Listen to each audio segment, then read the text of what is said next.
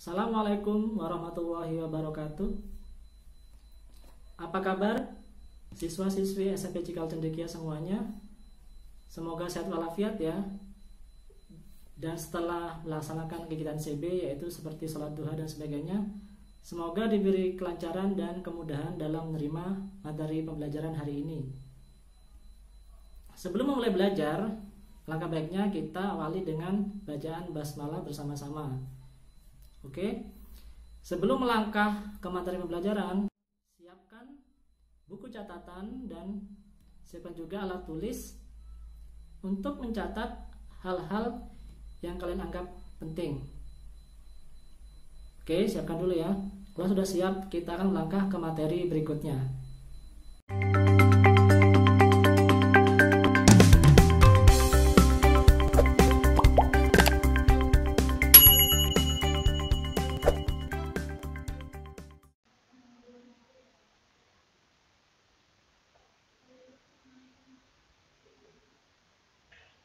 Oke, pada tujuan pembelajaran kali ini, setelah mempelajari materi di bab pertama, yaitu tentang pengenalan internet, siswa diharapkan dapat mengaplikasikan 3 hal ini ya, yaitu pertama, mengerti dan memahami apa yang dimaksud dengan internet. Yang kedua, mengetahui berbagai layanan internet yang diakses lewat alamat website. Dan yang ketiga, mengetahui sejarah dan perkembangan internet.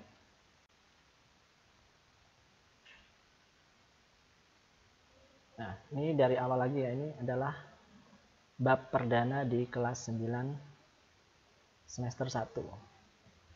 Pengenalan internet. Internet berasal dari kata international network. Kalau diterjemahkan langsung berarti jaringan internasional ya. Internet adalah kumpulan komputer yang terhubung satu dengan yang lain dalam sebuah jaringan. Disebut juga jaringan internasional. Ada 2 peranan internet yang sangat penting, yaitu yang pertama adalah sebagai sumber data dan informasi, yang kedua sebagai sarana komunikasi data dan informasi.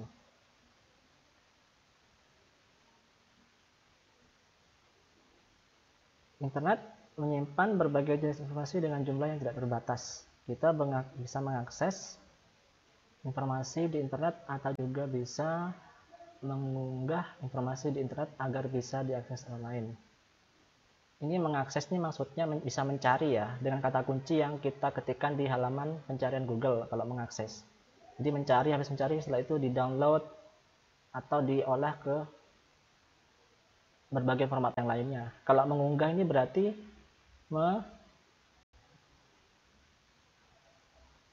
menaruh informasi agar di internet agar bisa mengunggah ini sama dengan mengupload ya, agar bisa diakses orang lain. Contohnya, kalau kita punya blog pribadi atau website pribadi, kita bisa menyimpan berbagai macam variasi data, contohnya data berbentuk teks, foto atau video ya, sehingga bisa diakses oleh orang lain.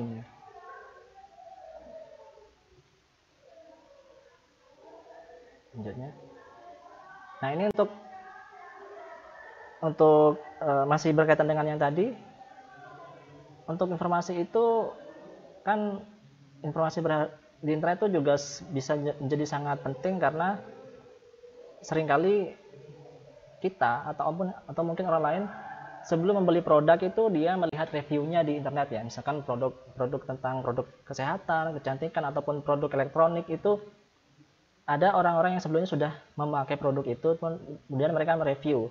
Jadi di review atau ulasan itu kita bisa melihat apakah barang itu bagus, apakah barang itu berkualitas, apakah barang itu awet digunakan, apakah harga yang murah atau harga yang mahal sesuai dengan kualitas barang tersebut, dan sebagainya. Jadi informasi-informasi semacam ini itu cukup penting ya, karena nanti akan dilihat oleh orang lain sebelum orang lain itu memutuskan membeli barang tersebut atau tidak. Ini berbagai layanan internet. Pertama adalah ini yang umum saja ya, ada A, B, C, D, E, F, G. Ada 1, 2, 3, 4, 2, 3, ada 7. Pertama ada World Wide Web ada email, mailing list, newsgroup, IRC, FTP, dan Telnet. Sebagian mungkin kamu sudah familiar, mungkin sebagian juga tidak. Jadi ini yang umum saja tapi yang sering digunakan oleh banyak orang. Pertama kita, nah ini World Wide Web itu adalah atau disebut juga WWW, disebut juga web, merupakan aplikasi layanan yang banyak digunakan dan merupakan aplikasi yang penting. Karena dengan halaman web itu komputer-komputer internet itu bisa saling mempertukarkan informasi ya. Misal dalam satu halaman web kita bisa melihat dan mengakses variasi konten. Variasi konten yang seperti yang saya jelaskan tadi, ada konten dalam bentuk teks, video, gambar, dokumen, baik itu dokumen atau variasi konten yang bisa di-download gratis maupun yang di-download secara komersial atau berbayar. Jadi pada awalnya halaman web itu didesain dengan menggunakan bahasa pemrograman HTML atau Hypertext Markup Language. Namun sekarang untuk membuat halaman web itu sudah banyak macam-macam bahasa pemrograman lainnya, seperti contohnya JavaScript, bahasa Python, Pascal, dan bahasa pemrograman lainnya ya. Jadi HTML itu adalah pada awalnya digunakan adalah bahasa pemrograman dasar ketika digunakan untuk membuat halaman web pada awal sejarah website itu ditemukan. Sekarang newsgroup, nah ini adalah aplikasi layanan internet yang digunakan untuk berkomunikasi satu dengan yang lain. Misalnya anggota forum newsgroup itu mempunyai kepentingan dan ketertarikan yang sama atau juga mungkin hobi yang sama untuk membahas topik tertentu. Contoh kalau dari Indonesia yang itu namanya Kaskus ya. Kalau kamu terdaftar menjadi anggota Kaskus, nanti kamu bisa melihat ada banyak kategori di sana yang membahas topik-topik tertentu. Misalkan kamu suka tentang musik, atau kamu suka membahas tentang punya hobi atau ketertarikan tentang traveling. Jadi kamu bisa mengikuti kategori atau topik-topik itu karena di setiap topik yang spesifik tersebut orang-orang akan membahas topik-topik yang sesuai dengan minat kamu atau hobi kamu. Nah, sekarang mailing list ya. Mailing list ini disebut juga milis adalah layanan internet yang digunakan sebagai sarana diskusi. Jadi setiap email yang dikirim lewat alamat milis ini akan dikirimkan ke semua alamat email yang terdaftar sebagai anggota milis tersebut.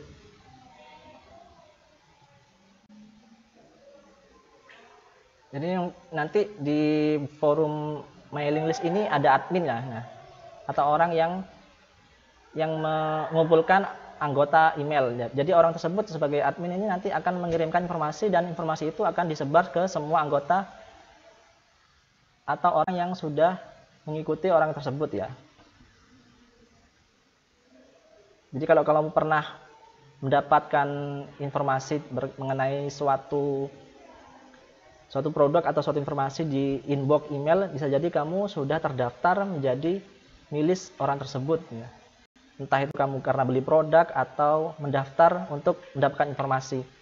Tapi untuk sekarang penggunaan mailing list itu kurang populer bagi kalangan milenial atau pelajar yang sekarang ini ya.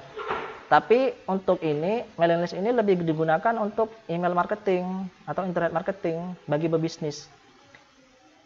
Jadi jauh sebelum ada iklan di Google, jauh sebelum ada iklan di Facebook atau Instagram, teknik marketing, internet marketing yang paling awal itu adalah menggunakan email yang email nanti disebar ke anggotanya atau orang yang pernah menggunakan jasa atau produk tersebut.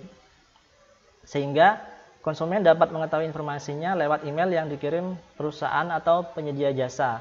Contohnya jika kamu punya akun di lapak seperti Tokopedia atau e-commerce lainnya ya, seperti Tokopedia atau Shopee dan lain sebagainya. Ketika ada informasi yang berkaitan dengan promosi atau diskon-diskon di waktu-waktu tertentu, biasanya kamu akan mendapat informasi tersebut lewat email. Itu contohnya ya. Sekarang pun masih digunakan mailing list, tapi lebih sering digunakan untuk bisnis dan ini info-info terbaru tentang produk atau jasa terbaru dari perusahaan. Yang kedua adalah yang selanjutnya maksudnya adalah email ya. layanan internet untuk sarana komunikasi surat menyurat dalam bentuk elektronik. Saya kira ini sudah sangat populer ya. Mungkin kamu adalah pengguna Gmail ya. Ada juga Gmail dari Google, Gmail dari Yahoo, Zoho Mail dan sebagainya ya. Saya kira ini tidak terlalu panjang lebar karena kamu sering menggunakan ya. Selanjutnya adalah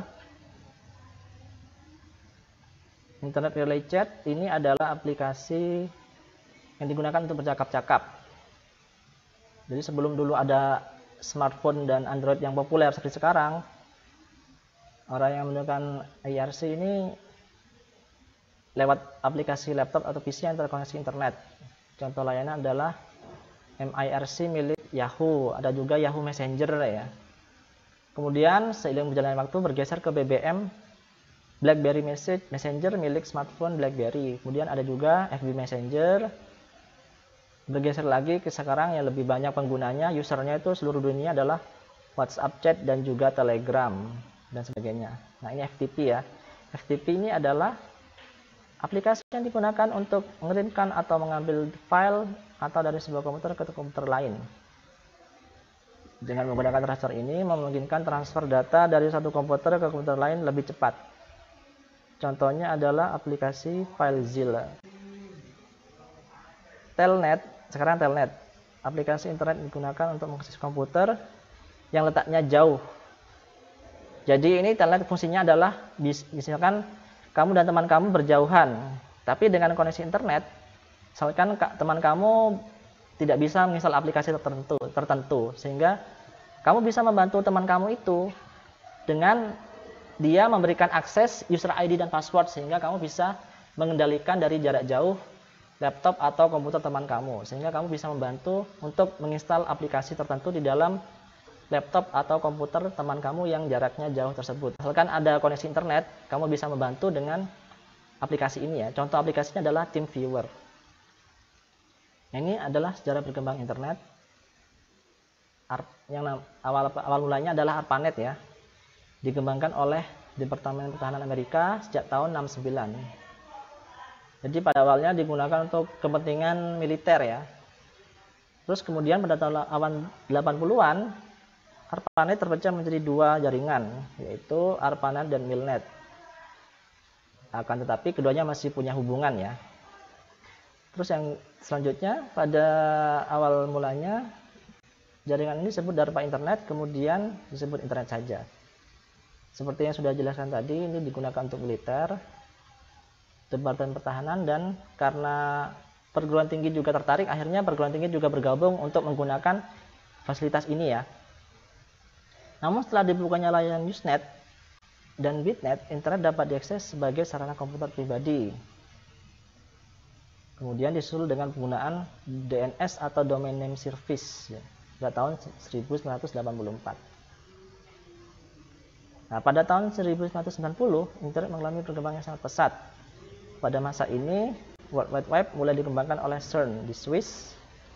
Baru pada tahun 92 muncul World Wide Web pertama dengan nama Viola yang diluncurkan oleh PW. Kalau lihat dari namanya nih, kayaknya ini orang Asia Timur atau Asia ya ini ya.